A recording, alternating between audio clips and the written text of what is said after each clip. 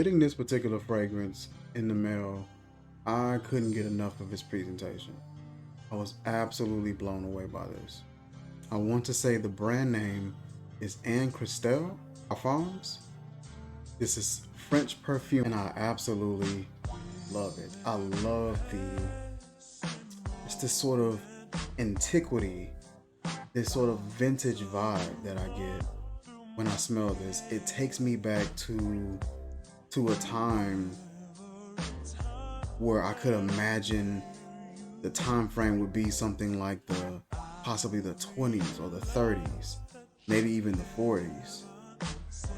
Absolutely in love with just the design aspect of this particular fragrance. Love the packaging, love that box that it comes in, love the sort of equation and the formulas that is placed in design around the packaging.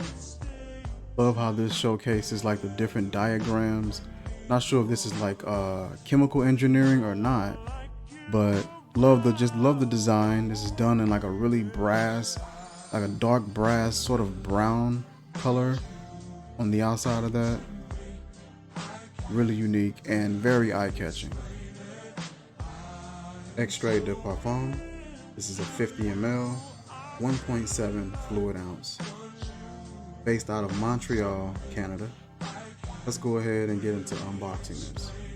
Here you have your front. It's attached by a magnetic clasp. I thought that's pretty cool. Open this up. And you have a little message written on the inside of that tab. A refined and powerful Extrait De Parfum for the assertive, confident, positive, and balanced alpha woman who exudes class and respect. She is comfortable in her skin, challenges herself to the utmost, and aims to realize herself fully. This woman is you. So from the looks of it, this is more so designated and marketed towards the ladies. But we're going to get into this fragrance anyway. And it's also written right underneath on that second panel, I believe in French. Here you have your fragrance seated nice and neatly and very secure inside of this box. So I can take this, hold this upside down, I can shake this upside down, and it's not coming out of there at all. Give this some wiggles, shakes, it's not coming out of there. This thing is nearly airtight the way that it's placed in here with just the measurements of everything. How it goes in there, that air kind of comes out and it just really holds it and compresses it and keeps it in place. So when taking this out, I have to take the lid off and just grab it by the neck of the atomizer because it's so tightly placed in here. We take that off, grab this. When you pull this up, the foam sort of wrapping or the foam square that is placed in comes with it. That's how like secure it holds. And I would definitely be keeping this. I really like this presentation. So I gotta come in and kind of push this out from the top and push it down through the bottom. And here you have, oh my gosh, look at how dark this juice is. Here you have your fragrance, and the color on that juice is absolutely insane. That is crazy. You can't even see the title. If they would have had that title in white, that would have been pretty cool. A nice little touch to that. Had it in white, that would have been pretty unique. That color of that juice, man. Cap on here, it holds pretty securely at first, but once you take this off a couple of times, it does become pretty loose. Just your plastic cap. Got a gold atomizer here, and let's check the spray. Not bad, nice medium distribution. Very fine mist, and we're gonna try it on skin here. Hits the skin nice evenly and sort of a drier application. You can see, you can't really see it on my wrist like that because there's not a huge splotch of oil just sitting on top. When I first got into the fragrance community, I really liked that because I felt like that meant the fragrance was going to last longer, it was going to be stronger. But that's not always the case. Sometimes you get that big splotch and it still doesn't really last. It's the composition and that blending that's going to make the huge difference. So we're gonna do one more spray, and we're gonna check this bad boy out. Now in the air, I'm smelling something that's you're getting like a spice. You're getting a nice smooth spice. You're getting almost like a candied or a taffy-like sweetness, a taffy-like tangy sweet, almost like a cherry or a raspberry tanginess that's going back and forth in there. You're gonna get something that comes a little salty sea air and lavender. It's gonna kind of give you that vibe. You get like a salty sea air, ozonic kind of a presentation. You're gonna get something that comes in like a little pretty perfumey. I smell something that smells, like I said, that antiquity, that vintage sort of a vibe, and it reminds me of, it's like a floral, but it smells kind of vintage. It has like that sort of I don't know, that antiquity to it, like that sort of staleness to it a little bit. And it reminds me of like tuberose, how tuberose comes off sometimes. A really faint amount of powderiness that kind of dances back and forth with that tangy and sort of candy sweetness that I got in the opening. You're gonna get like a really soft, peppery, nearly peppery, or I say a soft, spicy floral aspect that comes in and lingers in with everything. It's a really unique scent. The smell on this, it smells like this is going to last for hours on skin. I love the dancing that this fragrance does. It doesn't sit in one spot. It's not doing one thing. It kind of has like this really nice smoldering dance where it kind of just goes a little back and forth between that powdery, sweet, salty, airy, ozonic, and then that vintage antiquity floral, like that sort of stale vintage floral. It has that aspect that comes in and dances along with it as well, and it makes this fragrance really unique. And it just smells like a very primitive, I don't want to say primitive, but a very just a old school and old fashioned technique or approach to perfumery, the way it comes off to my nose. You're gonna get like this, there's like that funk from a floral. I don't normally get that from the tuberose. What I normally get that from is like a narcissus, and I would usually get it from sometimes like a gardenia or a magnolia. Sometimes it's like this funky tinge right at the end of that floral note. This has just a really faint hint of that, and so I want to say they're possibly like a gardenia located in this scent, maybe a tuberose, maybe a jasmine, lavender. I'd say maybe an ambergris from that salty ozonic kind of a vibe that I'm getting.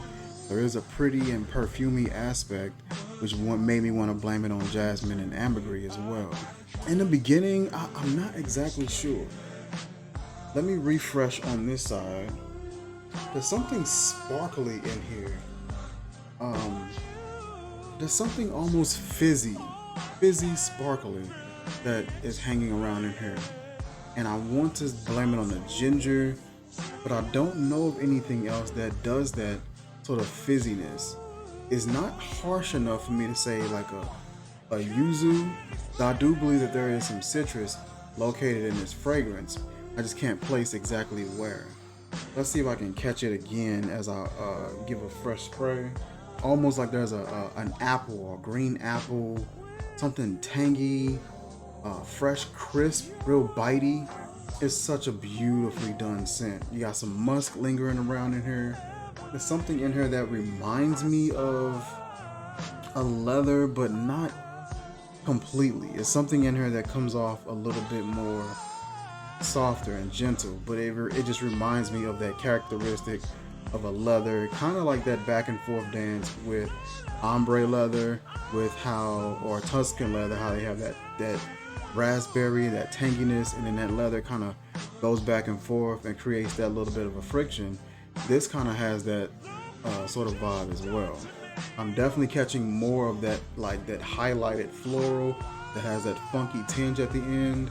So I really want to blame that on like a gardenia or a magnolia. So let's go ahead, take a look at their website. take a look at the fragrance notes and see what we actually have in this fragrance. Okay, so we weren't too far off. There are also a lot of things that we didn't miss, but we weren't too far off. So there is a citrus, there is a Mandarin, a Sicilian Mandarin, there's pear. So the pear was that apple, crisp apple vibe that we thought we were catching, when actually it was a pear. It's a bit more misty, a bit more perfumey. The way pears come off is not as clean cut, sharp as some apples, depending on what type of apple. If it's a red apple, red apples tend to be a bit more sweeter, have a bit more of a murkier and creamier vibe. There is raspberry in the fragrance, so I'm happy about that. Gardenia is in the fragrance as well. Like I said, that sort of funky floral tinge right at the end of that note, like the way that you depict it, is what I was catching. Gardenia isn't necessarily funky on its own, but it's just like right towards the tail end of it when you're smelling it, when it hits that nose, right at the tail end of it, it just has like this little something that you catch that isn't the same as when you first smell it. There is a Madagascar pepper. So I did say that there was like a peppery aspect. It's not loud, it's not coarse at all. It's very smooth, it's very light, and it gives you more so a ginger vibe versus a pepper. There's Neroli, there is rose. We said tuberose, so we were off on that. Is that there isn't any tuberose in here from what I can see. We did mention lavender. We were saying that was like a salty sea air kind of a vibe going on, and that we were catching hints of like something that felt like a lavender, like a warm and almost sweet lavender. Patchouli, I didn't catch much patchouli, and then as I go back to it, that's exactly what I smell. It sits alongside that gardenia. The gardenia has like that sort of earthy and sort of funkiness to it a little bit, and the patchouli kind of hides right in that profile. So I wasn't able to depict that. I wasn't able to catch onto that one. I was too locked on to like the gardenia aspect of it, the floral aspect of it. There's vanilla. I don't think we mentioned anything about vanilla.